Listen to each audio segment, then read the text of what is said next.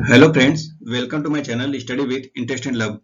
तो जैसा कि आप सभी को पता है कि इस समय एसएससी सीजीएल के प्रैक्टिस सीरीज चल रहे हैं, जो कि इस समय एग्जाम आने वाले हैं। तो उसमें कुछ मल्टीपल चॉइस क्वेश्चन की प्रैक्टिस कराई जा रही है, जो कि पीवाईक्यू पर बेस्ड और 2023 के जो कि रिपीट क्वेश्चन हो सकते हैं और ऐसा लग रहा है, तो उस पे क्वेश्चन बनाए गए हैं। तो चलिए देखते हैं। और ऐसे ही इस पे पर्यावरण पे भी वीडियो है, तो ऐसे ही इस पे इतिहास पर, पॉलिटी पर, उससे राज्य व्यवस्था, संविधान और सामान्य ज्ञान, जनरल साइंस और इंग्लिश, मैथ, रीजनिंग, सब पे वीडियो बनाया जा रहा है। तो उसके लिंक भी डिस्क्रिप्शन में दे दिए जाएंगे, अगर इसमें संभव हो सके तो। नहीं तो आप लोग चैनल को ओपन करके देखिएगा। तो चलिए हम लोग इसको क्वेश्चन को शुरू करते हैं और इसको आप लोग लाभ उठाइए। Let's start. तो चलिए इसमें पहला क्वेश्चन देखते हैं। कौन कौन सी गैसें ग्रीन हाउस प्रभाव के लिए उत्तरदायी है? तो आंसर है carbon dioxide, methane, nitrous oxide, जल वाष्प और क्लोरोफ्लोरोकार्बन। तो क्वेश्चन ऑप्शन में आएगा ऐसे ही, ऐसे इसने देकर ऑल ऑफ एबव। तो ऑल ऑफ एबव ये लगाइएगा। Carbon dioxide, methane, nitrous oxide, जल वाष्प, क्लोरोफ्लोरोकार्बन सब सही है। तो ग्लोबल वार्मिंग के लिए सर्वाधिक उत्तरदायी गैस कौन सी है? तो कार्बन डाइऑक्साइड। जुगाली करने वाली पशु किस ग्रीन हाउस गैस को उत्पन्न करते हैं? तो मीथेन। ग्रीन हाउस गैसों की संकल्पना किसने दी थी? तो जोसेफ फोरियर ने। कौन सा राज्य भारत का सर्वप्रथम कार्बन मुक्त राज्य बन गया है? तो हिमाचल प्रदेश। क्योटो प्रोटोकॉल क्या है? तो यह ग्लोबल वार्मिंग को कम करने के उपाय करने के लिए एक विभिन्न देशों के बीच करार यानी समझौता है।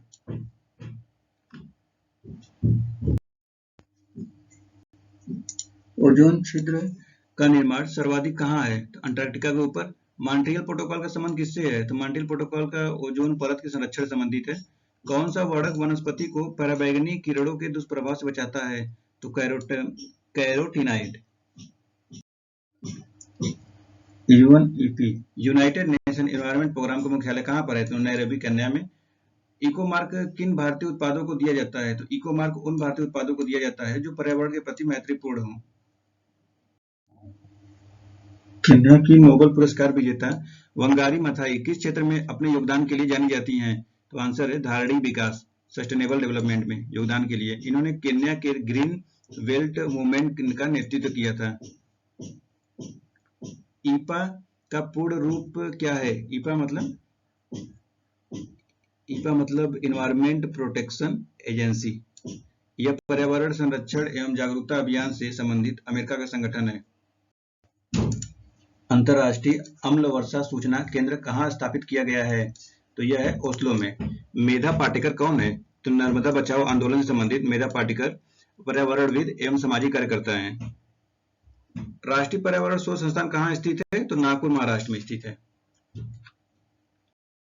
ग्रीन पीस क्या है? पर्यावरण समर्थकों का एक अंतर्राष्ट्रीय संगठन है। ग्लोबल 500 पुरस्कार किससे संबंधित है? तो पर्यावरण प्रतिरक्षा से संबंधित है। ISO 14001 यानी 14001 क्या है? तो एक अंतर्राष्ट्रीय प्रमाणन जो प्रदूषण नियंत्रण प्रणाली स्थापित करने वाली औद्योगिक इकाइयों को दिया जाता है। राजीव गांधी वन्यजीव संरक्षण पुरस्कार दिया जाता है। तो इसका आंसर है भारत सरकार के पर्यावरण एवं वन मंत्रालय द्वारा राजीव गांधी वन्य जीव संरक्षण पुरस्कार की शुरुआत 1998 में की गई थी। यह पुरस्कार वन्य जीव संरक्षण एवं अनुसंधान के क्षेत्र में उल्लेखनीय कार्य करने वाले अधिकारियों तथा फील्ड वर्करों को प्रदान किया जाता है। ओजोन परत के संरक्षण का अंतर्राष्ट्रीय दिवस कब मनाया जाता है? तो 16 सितंबर को। यह क्वेश्चन बार बार पूछा जाता है, इसको याद रखिए, 16 सितंबर। हरित विकास ग्रीन डेवलपमेंट पुस्तक का लेखक कौन है? तो WM एडम्स।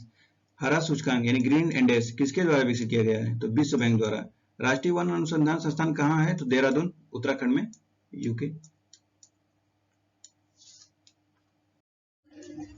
भारतीय वनस्पतिक सर्वेक्षण बॉटनिकल सर्वे ऑफ इंडिया का मुख्यालय कहाँ है? तो कोलकाता में। भोपाल गैस त्रासदी में किस गैस का रिसाव हुआ था? तो मिथाइल आइसो साइनाइड, MIC बोलते हैं इसको।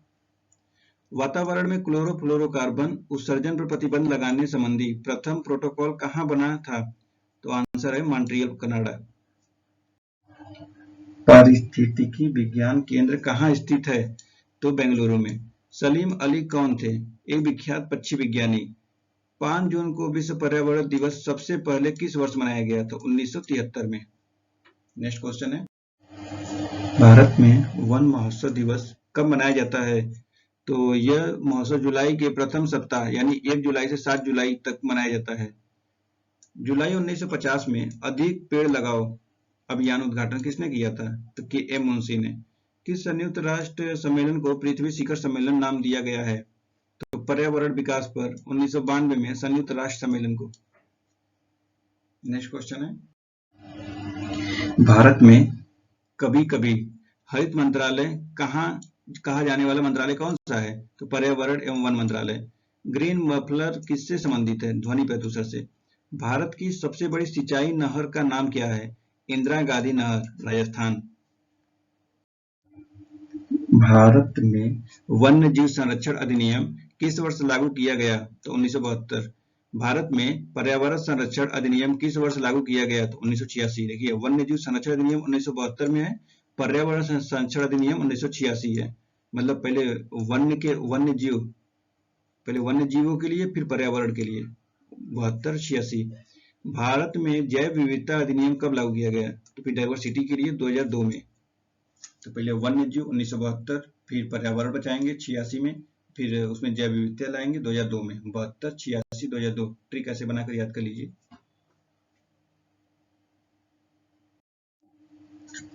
मीठे पानी की कल्पसर परियोजना कहाँ स्थित है? यह परियोजना गुजरात की खंबाती खाड़ी में स्थित है। भारतीय वन सेवा की स्थापना कब की गई? तो 1 जुलाई 1966 को। जल की कठोरता को दूर करने की प्रक्रिया को क्या कहा जाता है? तो जल का मृदुकरण। चलिए नेक्स्ट क्वेश्चन, समुद्री जल को किस प्रक्रिया से शुद्ध किया जा सकता है? तो आसवन से। प्रकृति में पानी के सबसे शुद्ध रूप क्या है? तो वर्षा जल। अपने प्रदूषकों के कारण कौन सी नदी जैविक मरुस्थल कहलाती है? तो दामोदर नदी। अम्लवर्ष यानी एसिड रेन होती है बादल के जल एवं सल्फर डाइऑक्साइड प्रदूषकों के मध्य प्रतिक्रिया के फलस्वरूप। धूम कोहरा का कारण क्या है? तो वायुमंडल में प्रदूषक तत्वों के प्रकाश रासायनिक ऑक्सीकरण द्वारा निर्मित उत्पादों का तीव्र जमाव। नेक्स्ट क्वेश्चन है, भूमिगत जल को दूषित करने वाले अजैविक प्रदूषक कौन सा है? तो आर्सेनिक। संसार के स्वच्छ जल का कितना प्रतिशत हिमानी बर्फ के रूप में भंडारित है? तो 70%।